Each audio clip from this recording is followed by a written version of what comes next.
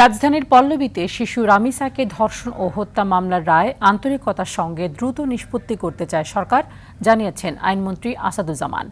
বলেন, DNA report আগামী ৭২ ঘণ্টার মধ্যে পাওয়া গেলে পবিত্র ঈদ উল ফিতরের আগেই আদালতে চার্জশিট দাখিল করা হবে। ঈদের পর শুরু হবে বিচার। এ ধরনের মামলার আসামিদের মৃত্যুদণ্ড অনুমোদনের দীর্ঘসূত্রিতা কমিয়ে সরকার গুরুত্বের সঙ্গে কাজ করছে বলেও জানান আইনমন্ত্রী। আরও জানাচ্ছেন সাদিয়া কানিজ। রাজধানীর মহাখালী ব্র্যাক সেন্টারে আইনগত সহায়তা অধিদপ্তর ও ব্র্যাকের যৌথ উদ্যোগে আইনগত সহায়তায় সমন্বিত উদ্যোগ, দায়িত্ব ও বাস্তবায়ন কৌশল বিষয়ক এক মতবিনিময় সভার আয়োজন করা হয়। আইনসেবা সবার দোরগোড়ায় পৌঁছে দিতে নানা প্রস্তাব দেন বক্তারা। এসব প্রস্তাব বিবেচনার আশ্বাস দেন আইনমন্ত্রী। কতদূর সম্ভব এগোনো যায় আমরা এটা দেখব। এ সময় তিনি বলেন, সারা দেশে ৪৫ লাখ মামলা ঝুলে আছে, এর মধ্যে ৮৫% সমাধানযোগ্য।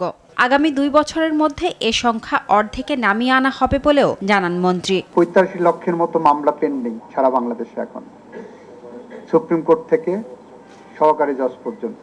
সেগুলো ৮০% একদিনের মধ্যে নিষ্পত্তি করা সম্ভব, 20% ২-৩ দিনের মধ্যে এটা নিষ্পত্তি সম্ভব।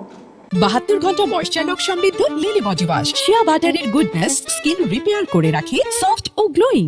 রাজধানীর পল্লবীতে শিশু রামিসা ধর্ষণ ও হত্যা মামলার বিচার কাজ দ্রুত শেষ করতে সরকারের সহযোগিতার আশ্বাস দেন আইনমন্ত্রী। রামিসার ডিএনএ আসতে ৭২ ঘন্টার বেশি সময় লাগবে না আশা করি, ইনশাল্লাহ।